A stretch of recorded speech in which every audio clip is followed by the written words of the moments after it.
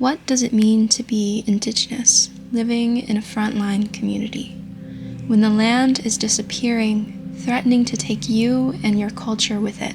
When the state and federal government would prefer you just move, free up the space so it can be declared abandoned, and let the oil companies in to drill more wells and tear up the remaining lands. What does it mean to have your story told by outsiders? To have numerous documentaries and news articles that focus on the deficits in your community? Will you be seen in all of your humanity when the outside knows only of your struggles, but nothing of your strengths, nothing of your love, your care, your persistence, and sense of community? The way that you live off the land like your ancestors before, catching relatives in the water that give their bodies to feed yours, because it is their responsibility, and yours are to protect the water, to not take more than you need, and to share with those around you, including the land. How could you explain the love that comes with speaking your language to the youth or learning it for the first time?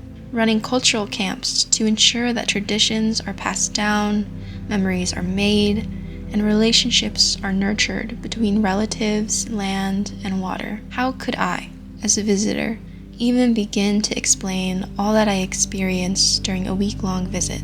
How could I attempt to share in a way that is respectful and allows others a chance to understand in their hearts, minds, and bodies the importance of Louisiana bayous and the people living within them? How could I possibly explain all of that without having experienced it?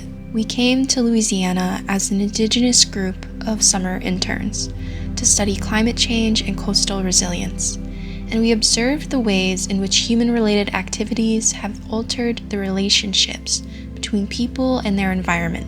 We witnessed canals dug and abandoned by oil companies, which contribute to erosion and increased damage to homes during hurricanes. We witnessed the outdated maps that guide fishermen through bodies of water that placed us on track to sail directly through islands that no longer exist. We were told of the ways in which shrimp boats have had to get bigger to withstand expanding bodies of water. We were brought to Isle de Jean Charles, a community that was forced to relocate as some of America's first climate refugees due to the loss of lands, the increased damages caused by hurricanes, and flooding of the singular road that leads into the community. We also were told of the hard work that went into securing funds by their former chief, who worked tirelessly to obtain millions in grant funding from the federal government for a community that reflected the values of his people, only to have that funding intercepted by the state government and plans drawn that did not match the vision or needs of his people. Promises were made that were left unfulfilled, which resulted in a deepening distrust in colonial institutions which have historically betrayed Indigenous people. As visitors, we wanted to develop and maintain good relationships. We couldn't just show up and take.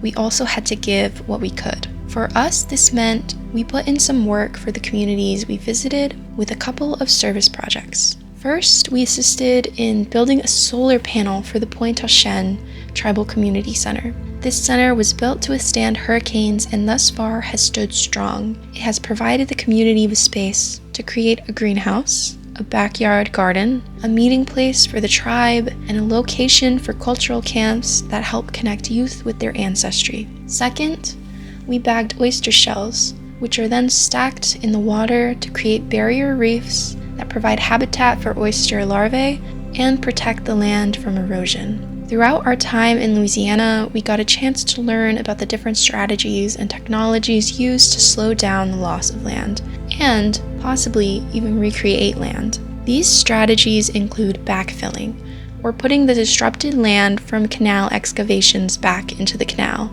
dredging, or digging up the dirt and sediments at the bottom of rivers and water bodies, which are then transported to build back land, terracing, the creation of small berms that provide habitat for birds and slows down waves as they approach shore, diversions, or the process of reconnecting the Mississippi River to the wetlands so it can naturally build up sediment deposits, and the introduction of mangroves, a species of tree that provides habitat for wildlife and blocks erosion by breaking up the impact of waves. Mangroves don't do well in the cold, so historically, Louisiana's winters have kept mangroves from being able to survive year-round. The climate is changing.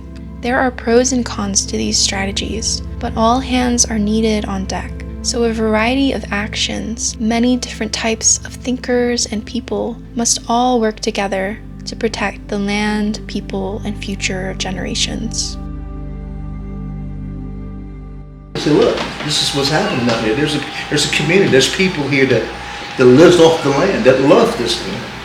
I mean, love the land. We can kind of share a little bit. I can share a little bit about all this, but the thing is, you can't really tell you how it feels. No. You can't. How you put years of living and emotion and feelings in a story? It's hard to do that.